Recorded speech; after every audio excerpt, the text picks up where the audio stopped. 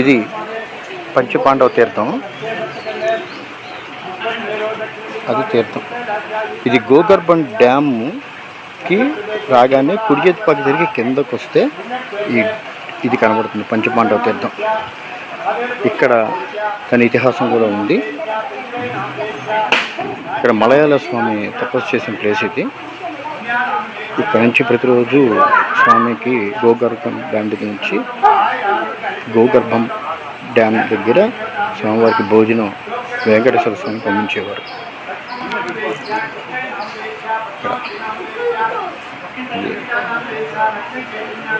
మలయాళ స్వామివారి దర్శించుకోండి. ఓం నమో వెంకటేశాయ. ఇది పంచపాండవ తీర్థం అండి. దాని ఇతిహాసం ఇది నేను వివరంగా చెప్తాను. ఇక్కడే పక్కనే గుహలో పంచపాండవులు, శ్రీకృష్ణుడు, ఆంజనేయ స్వామి శిలలు ఇక్కడే ఉన్నాయండి, రూపాలు. అదిగోండి అవేను. ఇందాక చెప్పినట్టు మలయాళ స్వామి వారు కూడా ఇక్కడ తపస్సు చేసుకున్నారండి. వెంకటేశ్వర స్వామియే ఆయన కోసం భోజనాన్ని పంపించేవారంట. ఇక్కడ ధ్యానం చేసుకోవడం చాలా సత్ఫలితాన్ని ఇస్తుంది అంటారండి. అంత పవర్ఫుల్ ప్రదేశం అని పేరు ఇక్కడ. చూసారుగా ఎంత అద్భుతంగా ఉందో ఈ ప్రదేశం. దీని స్థల పురాణం అండి. కురుక్షేత్రం జరిగాక చాలామంది చనిపోయారు. రాజులే కాదు, చాలామంది పౌరులు కానీ మిగతా వాళ్ళు కానీ చనిపోయారు. ఆ చనిపోయాక బ్రాహ్మలు కూడా చనిపోవడం వల్ల దానిలో బ్రహ్మహత్యా పాతకం చుట్టుకుంటుంది కాబట్టి గోదానం చేద్దాం అనుకుంటారు పంచపాండవులు.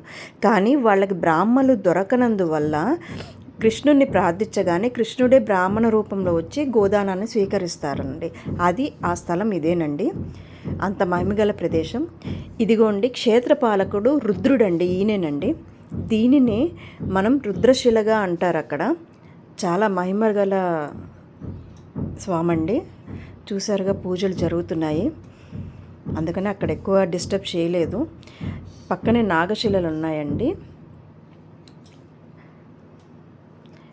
అలాగే కొంచెం ఆ మెట్లెక్కి పైకి వెళ్ళగానే కొన్ని అండి మెట్లెక్కి పైకి వెళ్ళగానే మనకి పరమేశ్వరుడు, అమ్మవారు, నందీశ్వరుడు కొలువై ఉన్నారండి. అదిగోండి. హరహర మహాదేవ స్వామి.